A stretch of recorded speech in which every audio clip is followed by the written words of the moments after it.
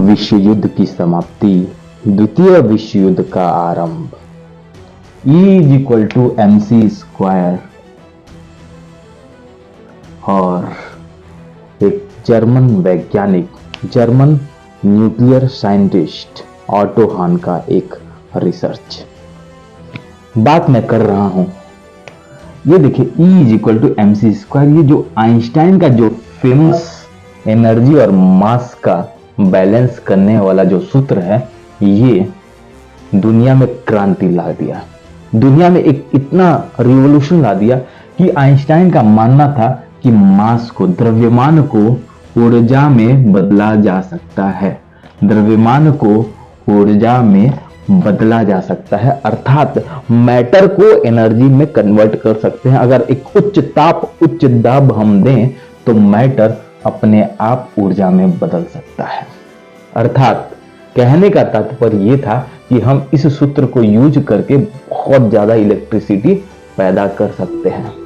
लेकिन विश्व युद्ध चल रहा था, भाड़ में जाए कौन इलेक्ट्रिसिटी बनाए, हम तो बनाएंगे परमाणु बम। देखिए एक वैज्ञानिक थे, न्यूक्लियर फिजिसिस्ट, भौतिक वैज्ञानिक थे, ठीक है, जो जिनका नाम था ऑटो हान, और उनकी सहायिका थे, उनकी असिस्टेंट थी लीज मीटनर। ये नाभिकीय विखंडन पे काम कर रहे थे, नाभिकीय विखंडन अर्थात न्यूक्लियर फिजन, जिसको हम बोलते हैं क्या, न्यूक्लियर फिजन, इस पे काम कर रहे थे। और 1939 में सफलपूर्वक एक परीक्षण किए कि एक नाभिक को दो भागों में विभक्त कर सकते हैं, दो भागों में तोड़ सकते हैं, ठीक है। अभी क्या है कि उस वक्त हिटलर की सत्ता आ गई, और हिटलर था यहूदियों से नफरत करने वाला, और जो इनकी ऑटो हान की सहायिका थी लीज मिटनर, वो एक यहूदी थी, वो उससे हिटलर से डर के भाग गई, जर्मनी छोड़ के भाग गई। और एक डेनमार्क के जो वैज्ञानिक थे नील्स बोर, उनको ये सारी, ये जो जितना भी प्रयोग हुआ है जर्मनी में, ये डेनमार्क के वैज्ञानिक नील्स बोर को बता दिया।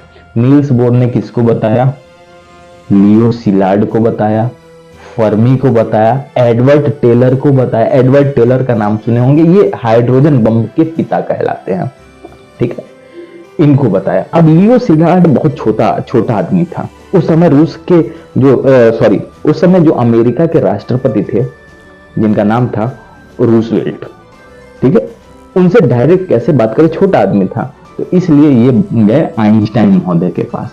आइंस्टाइन बहुत फेमस वैज्ञानिक थे उस वक्त, E equal to MC square दिया था, बहुत फेमस थे। तो आइंस्टाइन ने रूसवेल्ट को एक खत लिखा, भाई जर्मनी अगर परमाणु हथियार बना लिया तो दुनिया का क्या हश्र होगा वो कोई नहीं जान सकता है, क्योंकि हिटलर वहां का शासक है, तानाशाह है। हिटलर पूरे यूरोप पे अपना कब्जा कर रहा था। फिर अब देखिए, नील्स बोर ने टेलर को बताया, फर्मी को बताया, लियो सिलार्ड को बताया। अब फर्मी 1942 आते आते बहुत सफल परीक्षण करते हैं नाभिकीय विखंडन के चेन रिएक्शन पे, ठीक है, न्यूक्लियर चेन रिएक्शन पे एक सफल परीक्षण करते हैं। कौन, फर्मी। अब जरा ध्यान दीजिए, अभी तक अमेरिका क्या है कि वो विश्व युद्ध में शामिल नहीं हुआ था, लेकिन जापान क्या बराबर उंगली कर रहा था, एकदम तबीयत से उंगली कर रहा था, और नहीं तो अपनी सेना को भेज दिया अमेरिका के सैन्य अड्डे पर, और वहां पे कब्जा करने के लिए। अब अमेरिका, आइंस्टाइन की चिट्ठी, जो आइंस्टाइन ने खत लिखा था रूसवेल्ट को, राष्ट्रपति को, अब अमेरिका थोड़ा क्या हुआ, एकदम उस चिट्ठी को सीरियस लिया, और वो भी परमाणु जो हथियार बनाने में अब वो जुट गया। क्या किया, अपने सेनाओं को और अपने अच्छे वैज्ञानिकों को इकट्ठा किया, ठीक है। उसमें एक सेना थे जिनका नाम था लेस्ली ग्रोस, उनको चुना इस प्रोजेक्ट के लिए। एक प्रोजेक्ट था मैनहट्टन नाम का एक प्रोजेक्ट था, ठीक है, जो बहुत गुप्त तरीके से न्यू मैक्सिको के लॉस एलामोस नाम की एक बंजर भूमि थी, वहां पे ये प्रोजेक्ट शुरू किया गया, जिस प्रोजेक्ट का हेड बनाया गया किसको, जे रॉबर्ट ओपेनहाइमर को, जे रॉबर्ट ओपेनहाइमर, जिसपे अभी अभी एक मूवी रिलीज हुई है ओपेनहाइमर पे। इनको हेड बनाया गया। क्यों इनको हेड बनाया गया? क्योंकि एक बहुत बड़े फिजिसिस्ट थे, न्यूक्लियर फिजिक्स के ऊपर इनकी महारत हासिल थी और इनको एटॉमिक बम का फादर कहा गया, परमाणु बम का जनक। अब आइए हम बात कर लेते हैं परमाणु बम के बारे में। परमाणु बम के बारे में बात करने से पहले हम थोड़ा समझ लेते हैं कि परमाणु होता क्या है। अब आइए परमाणु बम को जानने से पहले हम परमाणु के बारे में जान लेते हैं। परमाणु के जनक माने जाते हैं डाल्टन, लेकिन मेरे हिसाब से जो ऋषि कराद थे वो परमाणु शास्त्र पे या अणु शास्त्र पे पूरा एक ग्रंथ लिखा था, और मेरे हिसाब से जो परमाणु के जो जनक हैं वो ऋषि कराद हैं, क्योंकि वो डाल्टन के हजारों वर्ष पहले ही अणु शास्त्र और परमाणु शास्त्र दुनिया वालों को दे दिए थे।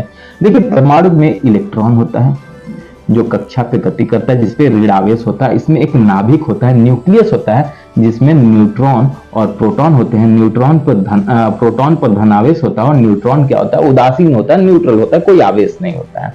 अब देखिए, जो प्लस प्लस होता है इसमें प्रतिकर्षण होता है और प्लस माइनस में क्या होता है, आकर्षण होता है। यानी कि इलेक्ट्रॉन क्या कहता है कि ये प्रोटॉन को अपनी ओर आकर्षित करने की कोशिश करता है, जिसकी वजह से एक इलेक्ट्रोस्टैटिक फोर्स जनरेट होता है। इलेक्ट्रोस्टैटिक फोर्स जनरेट होता है। अभी क्या, आगे देखिए, अब हम बात करते हैं परमाणु भी दो प्रकार के होते हैं, एक स्थायी परमाणु, एक अस्थायी, अर्थात स्टेबल और अनस्टेबल। जो स्थायी परमाणु होते हैं उसमें क्या होता है, प्रोटॉनों की संख्या न्यूट्रॉनों की संख्या के बराबर होता है, अर्थात इसमें नाभिकीय ऊर्जा इलेक्ट्रोस्टैटिक ऊर्जा से ज्यादा होती है।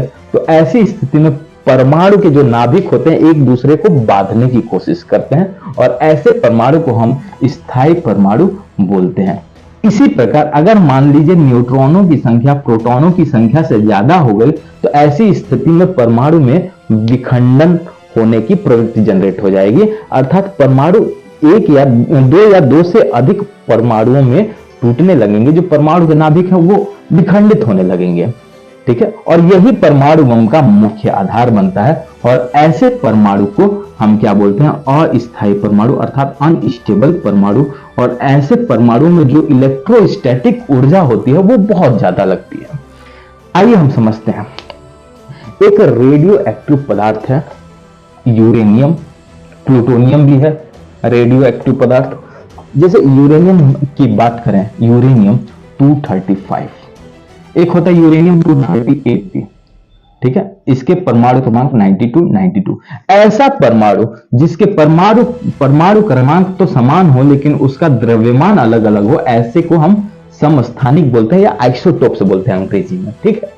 तो जो हम परमाणु बम बनाने के लिए जो यूरेनियम यूज करते हैं वो U-235 वाला यूज करते हैं। क्यों यही यूज करते हैं? क्योंकि इसमें न्यूट्रॉनों की संख्या ज्यादा होती है।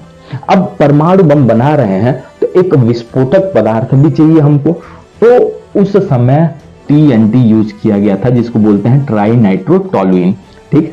आइए हम समझते हैं कैसे होता है। जैसे मान लीजिए यूरेनियम 235 में न्यूट्रॉन की बौछार कराई जाएगी तो यूरेनियम दो भागों में स्प्लिट हो जाएगा, बेरियम और क्रिप्टॉन।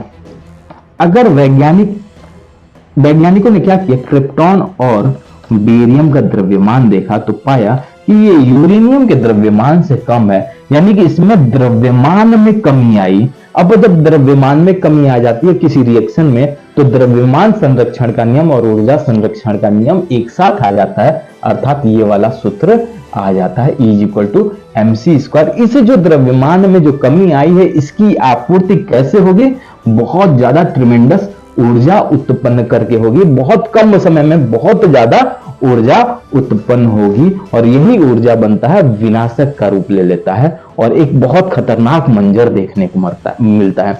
यही नहीं, 3 न्यूट्रॉन अलग से निकलते हैं, 3 न्यूट्रॉन अलग से निकलते हैं, जो फिर 3 अलग अलग यूरेनियम परमाणु को ट्रिगर करते हैं और फिर उसको अलग अलग दो भागों में स्प्लिट विभक्त करते हैं। ऐसे विखंडन प्रक्रिया चलती रहती है। फिर ये 3 का 9 न्यूट्रॉन हो जाता है, 9 का 27। इस तरह से चेन रिएक्शन चलता रहता है, जो फर्मी ने इसका परीक्षण सफलपूर्वक किया था 1942 में। अब देखिए इसी आधार पर परमाणु बम अमेरिका ने बना लिया जे रॉबर्ट ओपेनहाइमर के निर्देशन में। ठीक है, अब परमाणु बम बन गया। अब उसका सफल परीक्षण करना था। 16 जुलाई 1945 का दिन तय किया गया। उस समय तक राष्ट्रपति थे कौन? ट्रूमैन, जो उपराष्ट्रपति, क्योंकि रूसवेल्ट की मृत्यु हो चुकी थी। तो इस समय परीक्षण करना था। सुबह 5:29 का समय फिक्स हुआ। ठीक है, परीक्षण का कैलकुलेशन किया गया, कहीं ऐसा ना हो परीक्षण करें तो भाई बहुत पूरा पृथ्वी तहस नहस हो जाए। टेलर ने उसका पूरा कैलकुलेशन किया। ओपेनहाइमर डर भी रहे थे। आइंस्टाइन के पास वो कैलकुलेशन लेके गए थे कि आइंस्टाइन भाई ये कैलकुलेशन देखिए कुछ गड़बड़ तो नहीं है, गलत तो नहीं है। आइंस्टाइन भाई कहे भाई मेरे को तो इतना गणित आता नहीं है, आप देख लीजिए, आप कर सकते हैं। उन्होंने किया। फिर टेलर ने कहा कि नहीं कुछ नहीं होगा, एक काम करते परीक्षण कर लेते हैं, फिर बाद में जापान पे गिराएंगे। ठीक है, परीक्षण किया। एक 80 फीट दूर एक बहुत बड़ा टावर बनाया, उस टावर पे उसको रख दिया गया। ठीक है, फिर परीक्षण हुआ। इतना बड़ा आग का गोला निकला, एक मशरूम के आकार का लेता हुआ। तब ओपेनहाइमर को गीता का 11वें अध्याय का 12वां श्लोक याद आता है। कहते हैं 12वें श्लोक में क्या लिखा है? कृष्ण भगवान अर्जुन से कहते हैं कि अगर आकाश में हजारों सूर्य एक साथ आ जाएं तो भी वो मेरे दिव्य प्रकाश का सामना नहीं कर सकते। ये उनके दिमाग में आया। फिर उसके बाद से वो दिन आया 6 अगस्त 1945, जब हिरोशिमा पर गिराया गया जिस बम को, उस बम का कोड था लिटिल बॉय, जिसका कोड था यूरेनियम।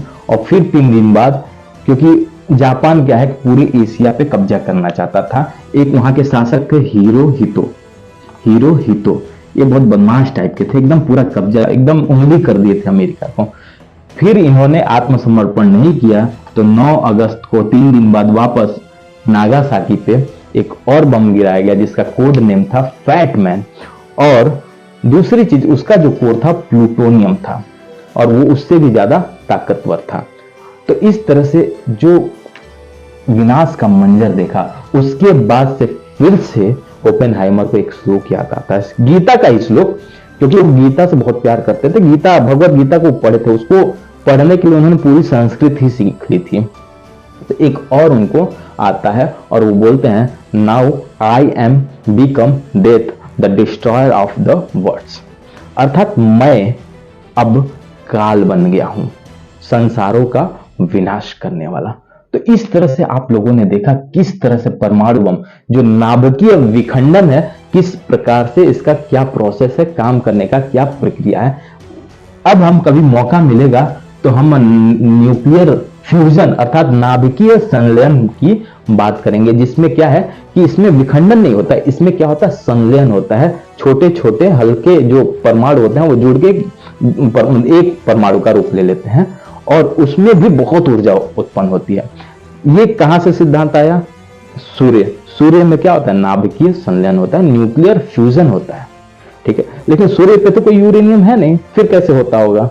यानी कि वहां पे ताप इतना ज्यादा है। इसका मतलब नाभिकीय संलयन के लिए ताप की जरूरत है। अब वो ताप कहां आएगा? हमारे पास यूरेनियम है, तो हम क्या बनाएंगे? फिर नाभिकीय विखंडन पे जाएंगे, अर्थात पहले नाभिकीय विखंडन की प्रक्रिया कराएंगे, फिर जाकर के नाभिकीय संलयन की प्रक्रिया कराएंगे। इस तरह से देखा जाए तो जो नाभिकीय संलयन है वो नाभिकीय विखंडन के 1000 गुना ज्यादा शक्तिशाली होता है। यानी कि वो, अगर हम नाभिकीय विखंडन को विनाशक कहें तो नाभिकीय संलयन को हम महाविनाशक कहेंगे। दोस्तों इसी के साथ मिलते हैं अगली वीडियो में। जय हिंद, जय भारत।